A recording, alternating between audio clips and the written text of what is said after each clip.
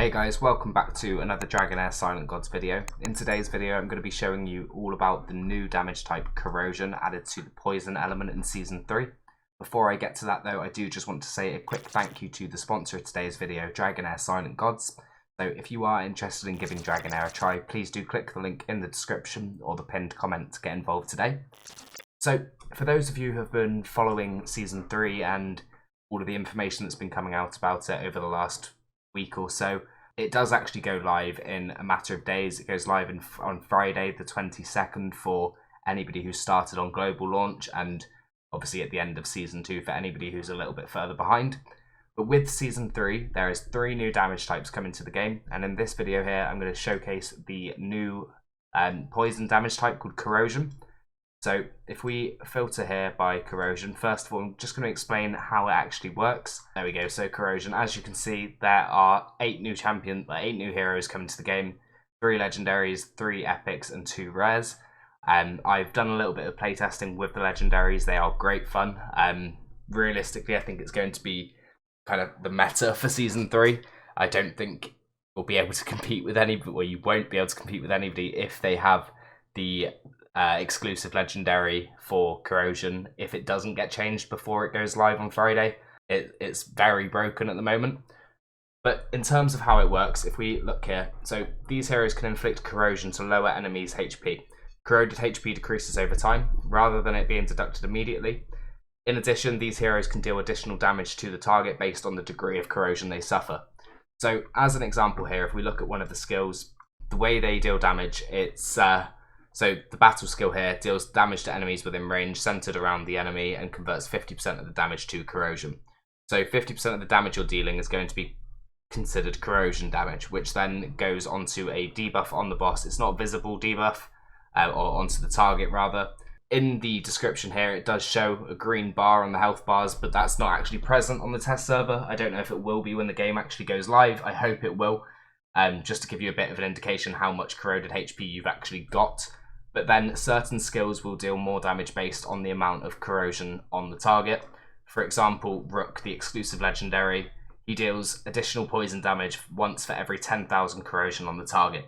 So these heroes excel in long fights. So for example, Vortex, any of the world bosses that we'll be facing throughout the season, and obviously in future seasons too. But as well as that, places like, well, the Chaos Shadow bosses, the continental challenges that we'll be doing, these skills will excel there because you're getting a longer time to build up the amount of corrosion on the target. Therefore, these skills are going to start to do some serious damage.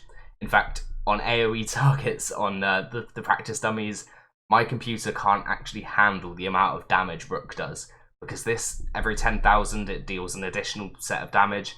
It triggers constantly. And I'm talking constant damage, which you'll be able to see on the screen at the moment in some of the runs I was doing, testing out how Corrosion actually works.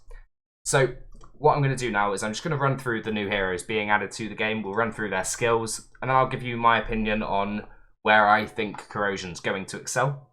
So first of all, we've got Secredia. So Secredia is one of the new legendaries being added. She's got an aura that increases attack by all allies by 45% in dungeon battles, which is incredibly strong. The passive skill is it inflicts 10% attack corrosion to all enemies every... There's an issue there with the code. I imagine this is every 1 second, potentially slightly longer. Obviously, there's an issue with the game code on the test server. We can't see the exact timer there. As for her battle skill, she deals... Let's turn the details on. So 350% attack poison damage to enemies within range, centered around the enemy, and converts 50% of that damage to corrosion. Next up, we've got Grip of Venom, her ultimate skill.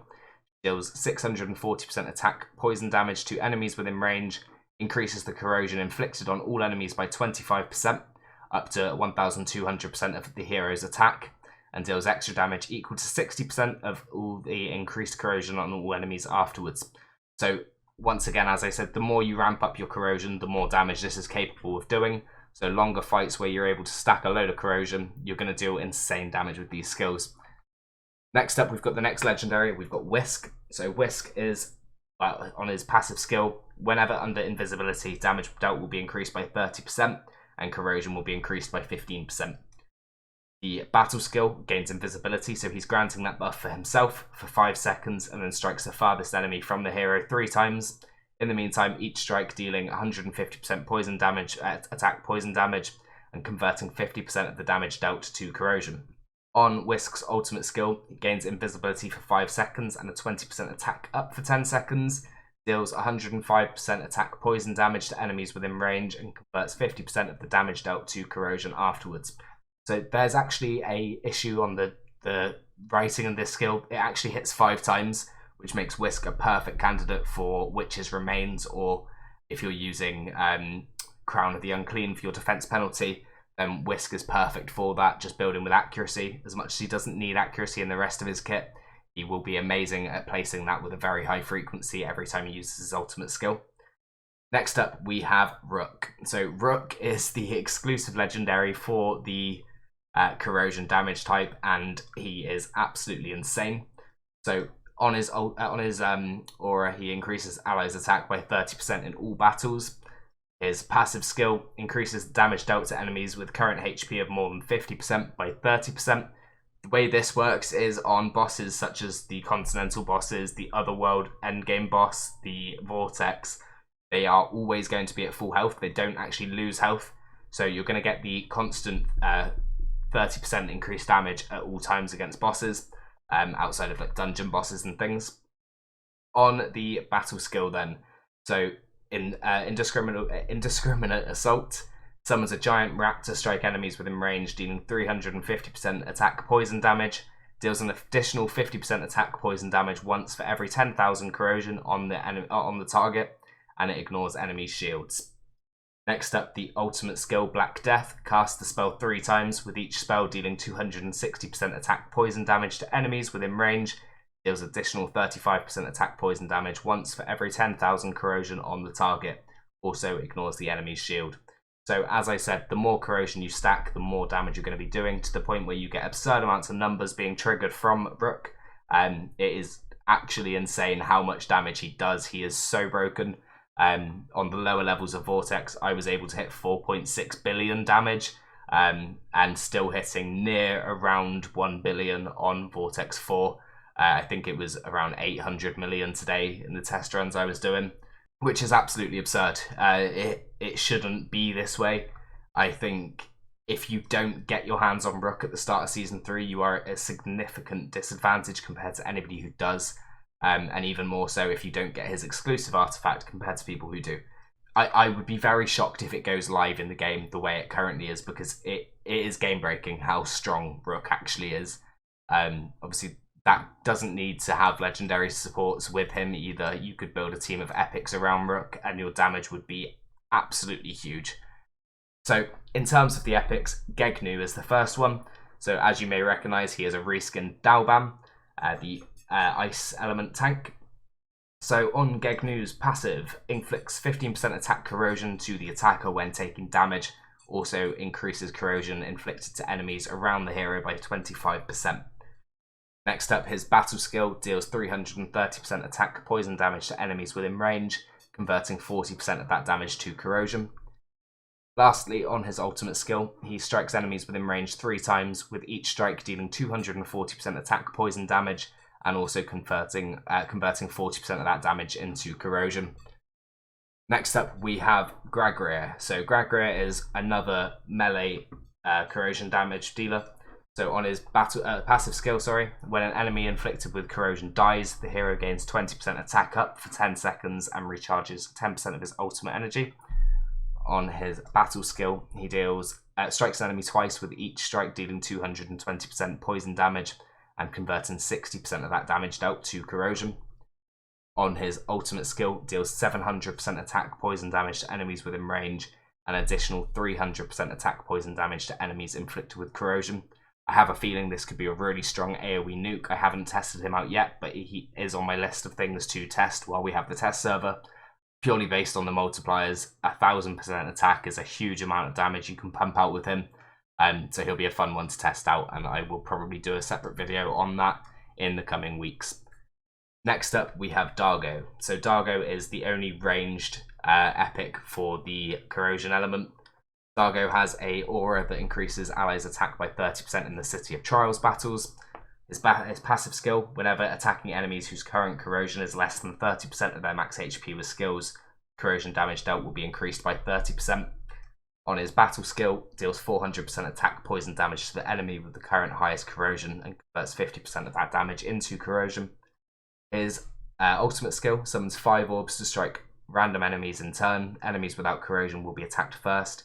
Each strike deals 200% poison damage to them and converts 50% of that damage into corrosion. So once again, that is a 5-hitter, so against bosses this will be a really good way of placing Witch's Remains. So instead of, if you don't have Whisk, for example, or maybe you want to build Whisk for damage, then Dargo can be a great hero for that defense penalty. What I will say, however, is be careful with your skill timings, because Dargo's orbs take a while to travel to the target. So you'll probably want to wait at least, I think it's about 3 or 4 seconds after using his ultimate before defense penalty will be landing to use your other ultimates from the rest of your team. So bear that in mind if you are building Dargo. Now onto the rares, we've got Razran.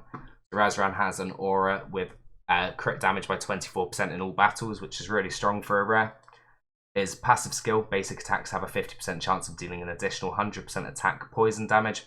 This additional damage will be converted to corrosion. His battle skill deals 320% attack poison damage to enemies within range and converts 50% of that damage to corrosion too. On his ultimate skill, he deals 240% attack poison damage to enemies within range, converting 50% of that damage to corrosion. And finally, the last rare, we've got Sabrina. So Sabrina has a 24% attack in Grand Gladiator Arena battles for all allies. On the passive skill, converts 25% of the current corrosion to damage immediately when the hero's skill deals damage to enemies. So this is almost like a poison exploder kind of with corrosion.